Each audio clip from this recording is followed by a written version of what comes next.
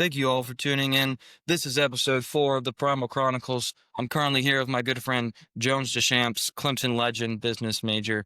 Jones, thank you so much for being here. Yeah, I'm excited, Rhett. I've heard nothing but good things. Got to tune into a couple of these episodes so far, so I'm excited to be on here and what seems like the first season, episode 4, right? Episode 4 indeed, yes. Yeah, so I'm excited. I think today we're going to just detail a lot of different stuff, kind of hit on a bunch of different categories. I know Rhett likes to be very inclusive on this podcast of talking about anything and everything, but I know today will be a little bit college football centric, which is right up my alley. I know Rhett was a former high school gridiron legend himself, so I think I can get a little bit of X's and O's knowledge from him, but I'm stoked to be here. Thanks for having me, Rhett. We're very happy to have you, Jones, yes. We're going to be uncovering what's happened over the past weekend in the whole college football era. Many upsets occurred. Some games happened to where we weren't even expecting one team to even come close to the other, which is what an upset is for those that don't know, that are just tuning into this new world of football. If you are just now a college student and you haven't paid attention to it but are trying to get into it, just to make sure you're on the same level as us. Jones here is from Sumter, South Carolina. Jones, how long do you like football? Loved football my whole life. I am part of a sports family. I have a granddad that has done detailed baseball throughout his whole life. My dad was a big football player, basketball player, and baseball player in high school. Grew up watching kind of anything and everything I could get my hands on. Been a Clemson guy my whole life. Been here hoping to be able to enjoy Death Valley as a student. So now I'm here as a sophomore. I've gotten a year under my belt, and I've been enjoying it for a while now. Rhett, how about yourself? Well, I can't say I've been a player forever, but I certainly have enjoyed it more than any other sport as long as I can remember. And, I think that really helped me out to where I am now, to know that, like, it's okay that, I know a good bit more than the average person. So, like, there's no, like, difference between someone that knows a lot and someone that just joined. Right. The odds of you being right are still probably the same at this point. Nothing surprises me. Yeah, the thing about sports is so cool to me. It's just how everything's always up in the air. I mean, you see of course we're switching sports a little bit, but like you even see the March Madness brackets and kind of just the odds of what it is to get all of those right. Same thing with weekends in football. You have different teams that are playing at different times at different places with different coaches, different schemes, all that kind of stuff. So it's always fun to try to predict, but it's pretty hard to be right. It is. It really is, Jones. Shout out to Lee Corso. Yeah, Lee did a great job this past week. I know that he's finally throwing in the towel as he's done with his career now. I'm super happy to have been a part of that. I know Nick Saban and Pat McAfee are going to take over in that position, just kind of do a good job on game day, just as Lee always did. But Lee is a legend, isn't he? Certainly. He's the man. Yeah, well, they did a good job picking this week. I'll kind of kick us off. The first game, how much did you watch of the first game in Ireland? I think it was Iowa State and Kansas State, maybe Thursday night. It was a rough one, but that was week 0 technically. Yes. So that was before week 1 even started. But what you pick up on that one is Iowa State ran away with that one, if I'm not mistaken. I think Iowa State has a lot of good players that, we just don't talk about. And there's nothing scarier than a bunch of grown men with nothing to lose. And I just think that's what you get out of that whole Iowa, the whole state of Iowa in general. You got players that have basically been told that, they probably barely gone on Iowa, because if they got on like a really good team, then they're like, okay, well, I made it.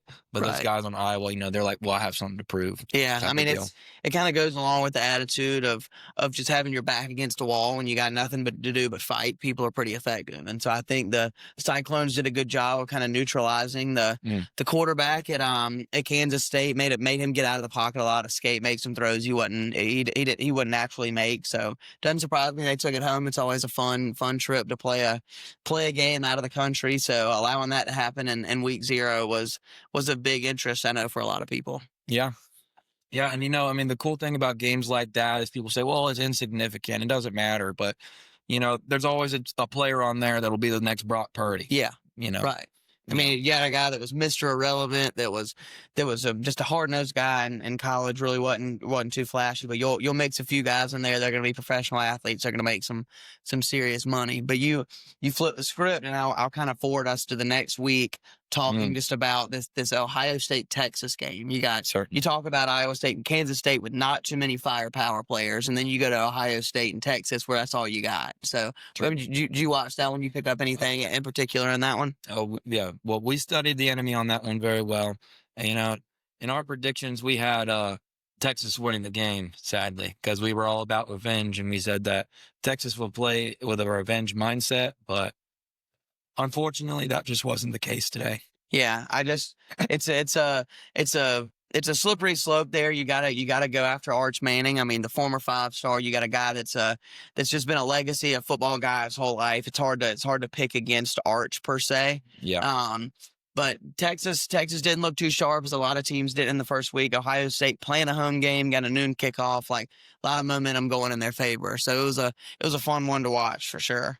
Certainly. And, I mean, I think the college football fan base is kind of been getting out of hand lately. I think because of the technology we have and social media and then the amount of uses that we have on our phones every day has created this mindset for the American people that we have been so infatuated with each other, and we're never satisfied, and we always want access to things. And so we're always now, and this is what all that to say that Nick Saban uncovered that many times throughout his career and calls it rat poison. Mm-hmm. And said, y'all literally said, 6 weeks ago, oh, my team sucks. And then now we just won 6 straight games. Right. And y'all are saying, oh, well, I have a Heisman quarterback. Yeah, that's rat poison. Yeah. I mean, we'll get to Clemson and LSU in a little bit. We're not going to talk about that, but talking about the rat poison, the media thing, I read a little bit on Dabo's press conference yesterday, telling the media to flip the script. All year we've spent saying that Cade was the Heisman favorite and that Clemson was going to go undefeated. They were going to win their conference. They're going to be back in the playoffs. And you go and lay an egg in the first week, and Dabo said, tell me that Garrett Riley sucks. Tell me that Cade sucks. Tell me that the whole team needs to be thrown in the trash because it's rat poison. When you tell people how great they are, they get completely blown out of proportion, and you set unrealistic expectations. So it's crazy. I know a guy like Arch, a little 18 or 19-year-old guy, is dealing with a lot of pressure, and he played well for the most part, but they just didn't come out with a win. So you're right. It's absolutely almost even a propaganda tactic to try to get people more invested by putting out these headlines on national media that tell you how great somebody's going to be before they've even given you a reason to believe that way. Absolutely. And yet he said as well, Dabo, not like I said, this is not the game, but about a week before the LSU Clemson game, he said, this is like the season's changed. 12 months ago, I was hearing that my quarterback sucks and that we're not even going to win, our conference. And then, now everyone's telling me we're going to win national championship and I have a Heisman contender, and I just kind of give some respect to not just Dabo, but like the teams that have that around them, like even Texas, and then with so many people either loving Arch Manning or hating him, and Arch Manning never asked for that. Texas, the program never asked for that. I mean, maybe their social media accounts did that, but like the coaches and the actual players, they're not asking for all that attention, and so I think it's really I just advise the fan bases to not be so quick to hop the gun and say, oh, he sucks or he's good, and then think there's no in between. Absolutely. Yeah. And, I'll kind of pivot with that to, you got to think about how detrimental that is for Alabama. You have a storied program, a history around excellence and success, and you go walk into Tallahassee and you lay an egg in the first week. So you got to think for a guy like Kalen DeBoer to take over a job after Nick Saban, to be put on this pedestal of almost like a king of the state, somebody that is supremely football related, somebody that wins at every level he's ever been at, and somebody's got to take over for somebody that's done such a great job. He stepped in last year, hardly won 10 games. I don't even think he did. I know they lost their bowl game, was not invited to the postseason outside of that, and then they come into Tallahassee in week 1, and the ACC takes a big one from the SEC.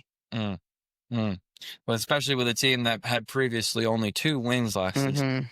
Yeah, it's crazy stuff. I was pleasantly surprised. Again, you want to talk about the media publishing the right stuff, but Florida State packed out that stadium. I mean, you had 85,000 people in there, and it's crazy to think. I know I'm a loyal fan, but if my team won 2 games in a year, the next year it'd be hard to get me back in that stadium to watch them. So I was proud of Florida State. I know the ACC did a good job of kind of getting their first foot in the door with that win. Yes.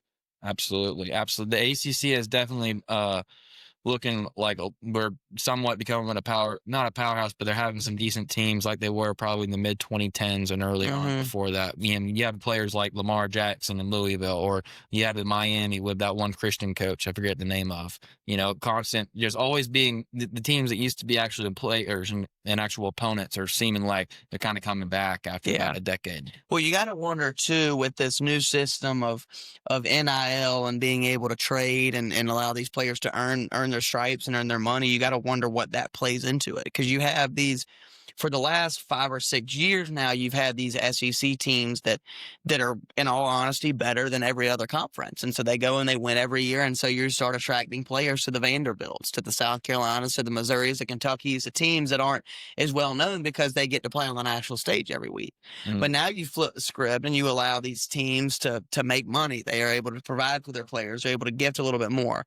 So these big market teams like the Miamis, the Florida States, the North Carolinas, the Dukes, the Clemsons are able to go after these players in more of a sense of we're not centered around winning, but we're centered around getting the best players because we can pay them the most. So you wonder if that's going to flip the script at all and allow some of these top heavy ACC teams to take some of the core players from these SEC schools. mm.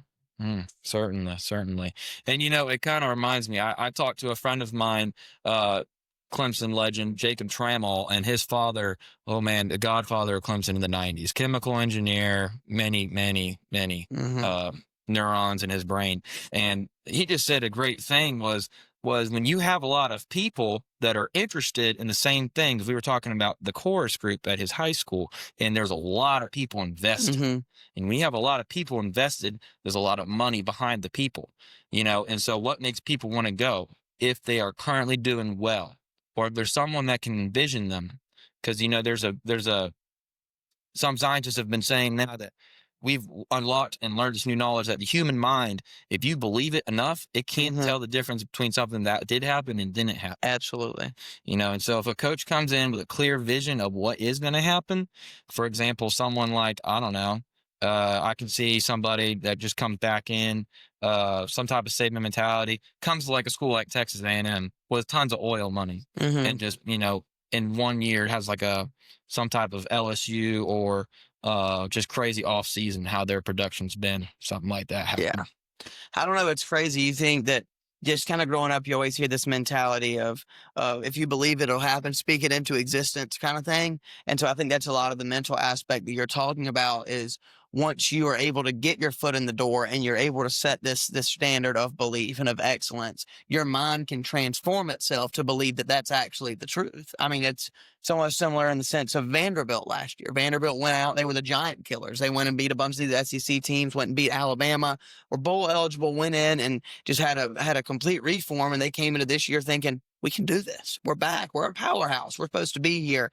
We got the money from the railroads. We got an academic prowess. We have all this different kind of stuff. And so it's just, it's this vast thought of unwavering belief in whatever you think you can do could be the truth for the future.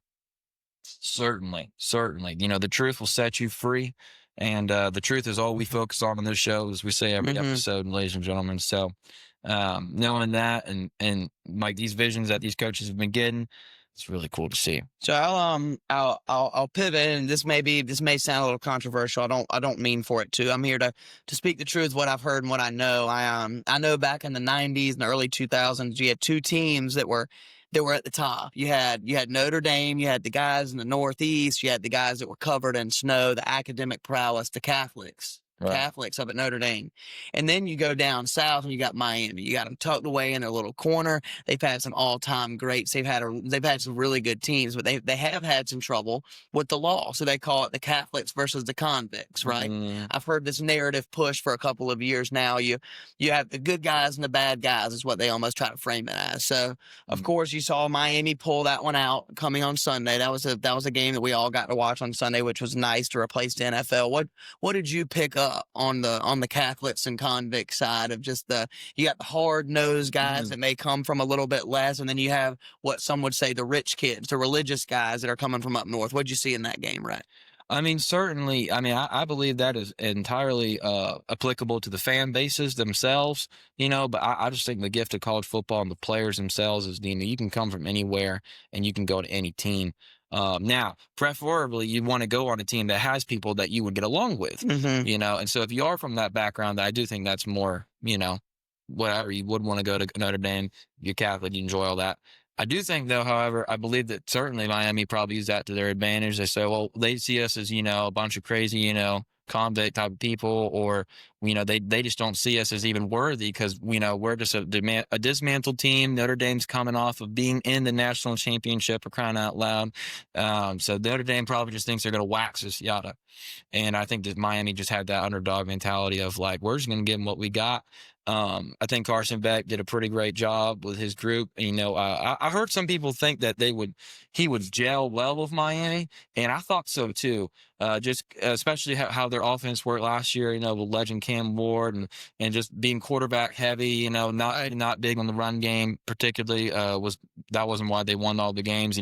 They had big shootout games. With Virginia Tech. And they had just a lot of offensive scoring, and I think that'll really do well with Frankenstein from Georgia.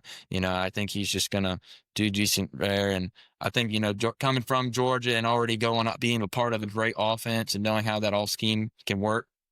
And leaving to come to them, especially because they never really seemed like they had a really plan other than Cam Ward. Hmm. So Right. I think it's working out for both sides on that matter. Yeah, and you can kind of compare culturally. It's not a big jump for Beck going from Georgia to Miami. I mean, you move one state down, you're still close to where you're from, and it's a culture thing. Georgia's got a lot of hard nosed guys, a lot of very skilled, speedy. I mean, really intense skill players, and it's the same way with Miami. Cristobal at Miami does a great job of recruiting to skill players, to guys that can go out and make plays when it matters most. And so Carson Beck has had some time to train at Georgia to kind of hone in his craft. From this year, I think I can see him taking some really big steps. But just speaking of those big steps, just before that Miami game on Sunday, did you see anything in the Gamecocks and Hokies squaring off in Atlanta? I know the Gamecocks gave it to them. Lenoris looked pretty good in that second half. Did you see anything in particular there? Yeah, I mean, I think that because they played well in the first game, it just shows a lot how their mentality is going to be this season. And last year, they were notorious for having a horrible first game and finishing probably one of the best teams in the league. I still think they should have gone to the playoffs. But, too late for that. But I do believe that South Carolina, they clearly put on their agenda that we won't be satisfied. We're hungry. We got all this to prove, and they're not going to let the hype ruin them, and I feel like they're kind of handling themselves. And I think Lenore Sellers as a quarterback is probably, I was talking to a random Clemson guy named Paul yesterday, and we were debating about the current best quarterback in college football. And, we went back and forth, but I mean, I just said it kind of depends on what scenario, if you're going against a defense that has a horrible run defense, but great pass, whatever. Yeah. But I do think Lenore Sellers is mentally, I think he is one of the best quarterbacks in the league, especially like take away all his gifts and amazing genetics and his strength and arm. But like he is very, very humble, and he's not selfish. And I believe that, he puts the team first. And, I think he has this mentality of, oh, well, when the team needs me to be a bear, I might as well be a grizzly. Might as well run over this dude type of guy. Right.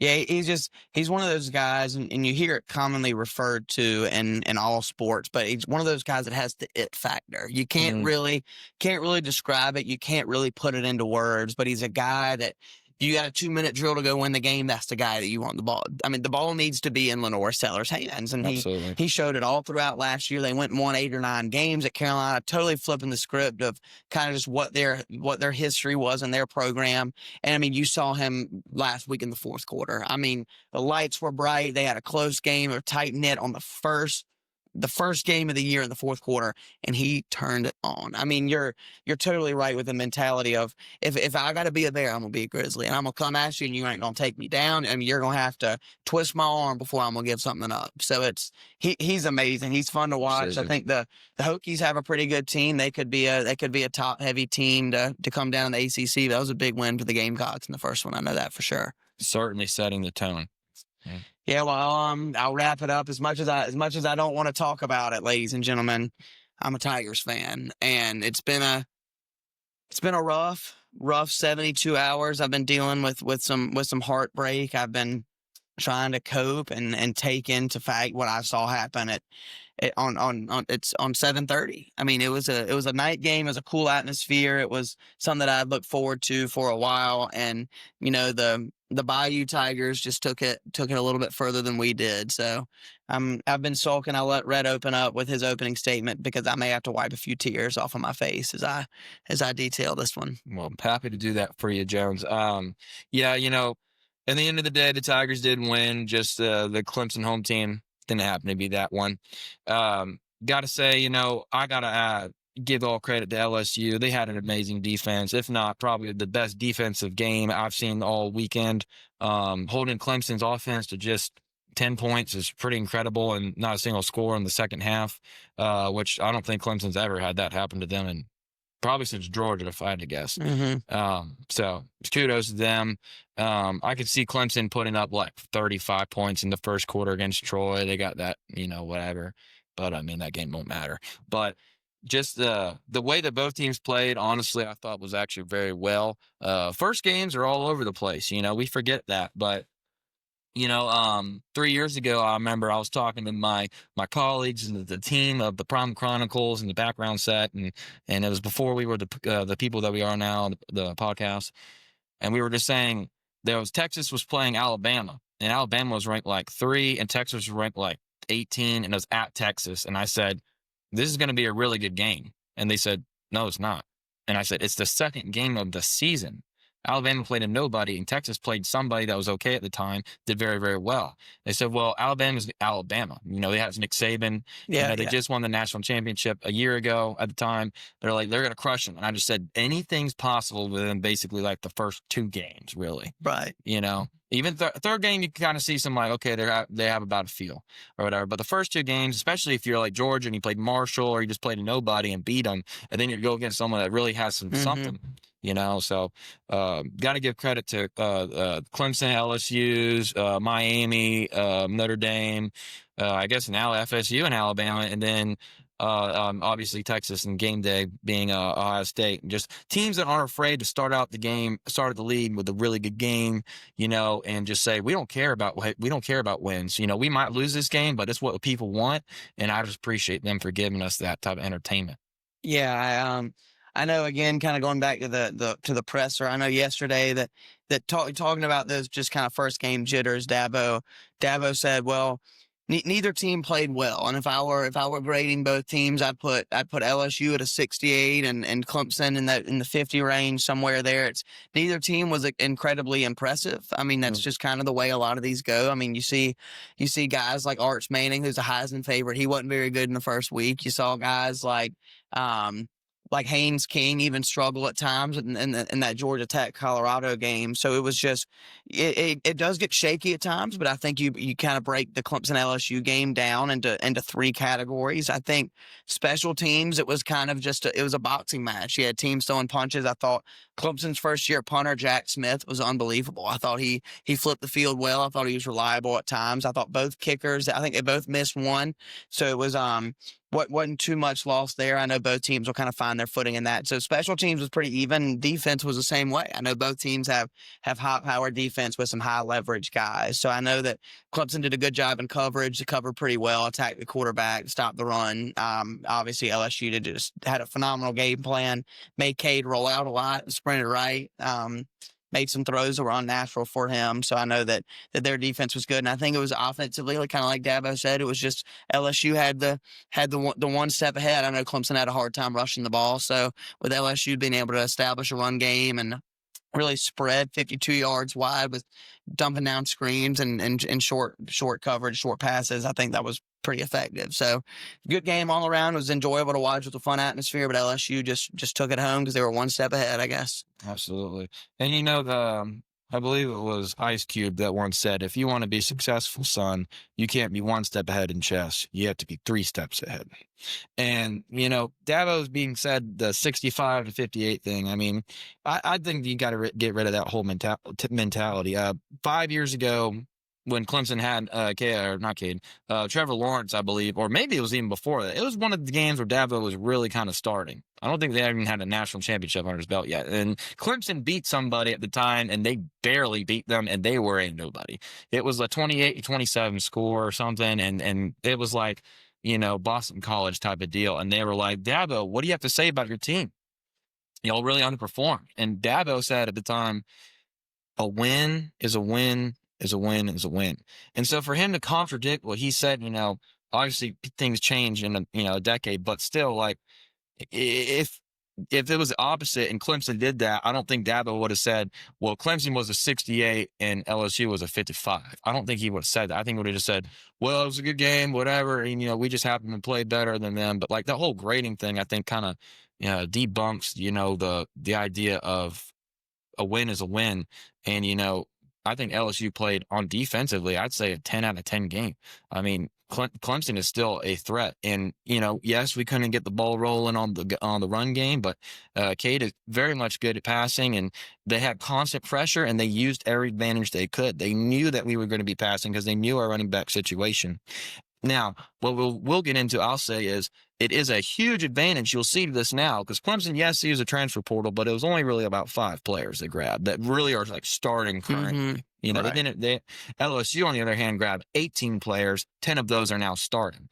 So what that does, especially with the defense, is it makes it so unpredictable. They know that we want Wade Woodaz to make most production, Sammy Brown to make most production. Those are our leaders, and they know that we want basically them to have as much tackles as possible. And they know who our key players are and how the defense gels, and they know our chemistry. When you go against LSU and they have all these new players that came from random schools, you're like, maybe their defense won't even gel that well. Maybe the quarterbacks or maybe the defensive coordinator is only going to focus on this player and make the center around him, but they don't know that look because they haven't seen them play a game yet. And LSU took full advantage of that, I think, because you can see they had pressure on Cade throughout the game the whole time. I mean, and especially, and when it mattered most. This goes back to the first episode of the Primal Chronicles, and I myself, being Clemson fan, this is why I think I have a decent voice and credit with saying this, is that I love Cade Klubnik, but I do believe that he has yet to prove when it mattered most. He has not been the Lenore Sellers mindset to finish in a 2-minute drive. He did do that one time against Pitt. However, he didn't have a single touchdown the entire game until that point. Right. So, it's this idea of, oh, well, can the defense play well? Can Cade start off well and finish well? Because I have yet to see him perform to that ability yet. Right. Yeah. I'll second that, and I will first just hit on kind of what your first topic was, just talking about the transfer portal and utilizing that. It's just as an offensive coordinator, how do you prepare for coming in to have 5 or 6 new guys on the defense that have played in different systems at different levels and in different places? It's incredibly difficult to try to figure out what a scheme is going to look like, especially in the first game of the year when you combine guys from those different places. But yeah, with the Cade thing, I think he's a great statistical quarterback. I think he was 43 touchdowns and 6 interceptions last year. Was unbelievable. Went and won 10 games, made the playoffs, looked very good even in some of the losses that we had. But it's the killer mindset. It's the thing that Dabo again detailed yesterday, saying like, Two's got to be a dude. Cade's got to come out and he's got to be our guy. He's got to be a Heisman contender. He's got to be a guy that can step up to the plate, that puts his big boy britches on and says it's time to go. And so it's frustrating. It's frustrating to watch him crumble in games that have been close. I remember in 22, Florida State went to overtime, lost that one. Last year you played South Carolina at home, fumbled that one around. LSU this year, it just felt like you were holding on to a thread, right? You were hoping that we could accidentally score, almost, for lack of a better term. So it's tough. It's frustrating. I know that it is, but just with the Cade discussion and kind of moving on to the next point, like where do you see the Heisman race kind of? I mean, we're 1 weekend, way too early prediction. Where would you go if you had to put your money where your mouth was? Certainly. I think it's going to be something quarterback heavy this season. I don't see, unless maybe Ryan Williams just completely takes off, which I doubt because his quarterback doesn't seem to be very efficient quite yet, have anything rolling. In the SEC being the powerhouse it is, I don't see any really positions other than quarterbacks making the enter, unless some random defensive end starts going crazy. So I think it's going to have to result to 4 quarterbacks. So far, it looks like Lenore Sellers definitely is a good candidate. I feel like that's probably the safest answer you can give currently. Everyone loves watching him. Is like literally he's a video game character. He's fun. He can jump. He's special. And Arch Manning, hate him, love him. He's surrounded by a good team, and he's surrounded by a great defense, and he's got a decent schedule, but not a overwhelming schedule. Right. And obviously Nussmeier now being on a awesome defense, giving him some pretty much taking all the pressure off of himself, definitely could be very much performing. The prophecies of LSU quarterbacks for the past 2 generations have been Jaden Daniels did a very okay junior year season. It was a little above average, and then his senior season, if they had the defense they have now, they probably would have won to the national championship. Who knows? Maybe even won. And he just didn't have that. But phenomenal season, his senior season. Joe Burrow, we all know how that was. But just the prophecies have been that for the past 2 times of the generations of quarterbacks senior year kind of go from to really, really good. And so far he appears to be on that track, not really because of his own self. Seems like, he had good plays when we needed to have them, but he's not looking like Jaden Daniels or Joe Burrow level quite yet. Right. Can he do that? We'll see. But those 3 players certainly could do something. I think obviously the Ohio State wide receiver, we all know Jeremiah Smith. Yeah, absolutely has a fair say in that as well. But I'd say he's most likely wide receiver to make it on there. Yeah, I'll agree with you. I know this year you have a more controversial group of quarterbacks. You have a lot of guys that are either well liked or not well liked. I know you have Arch Manning. He's a legacy. He's a guy that has come in and kind of just taken the college football world by storm, and so he's made a lot of enemies along the way. I know, it just kind of being in the mixture of all of it. Same thing with Garrett Nussmeier at LSU. He's a true and through LSU guy. And LSU isn't well liked, in all honesty, from the college football community. But I think the guy that you need to look out for is DJ Lagway at Florida. I mean, legit guy, came in, started 5 or 6 games last year, won all of them. And I heard this quote one time and I loved it. And he said, "Hate me or love me, you watch me, and that's all you could do." And I love that. I think from an outside point of view, all we can sit and we can have bonds with these people, or we can hate them, but we look back and all we can do is sit back and watch, let it unfold in front of us. So it's kind of hard to tell exactly where the line's going to be drawn with a lot of these quarterbacks, how they're going to end up, what those final stat lines are going to be. But I think Lagway may be the guy that emerges just kind of out of the blue to take over the Heisman race this year. Yes. I was thinking that right as I let you, say your own input. I was thinking, well, if I actually had one more chance, I probably would have went. But yeah, we'll see. I think Florida and Texas both having pretty decent schedules gives them a lot of opportunities to definitely have Heisman candidates. Yeah, absolutely.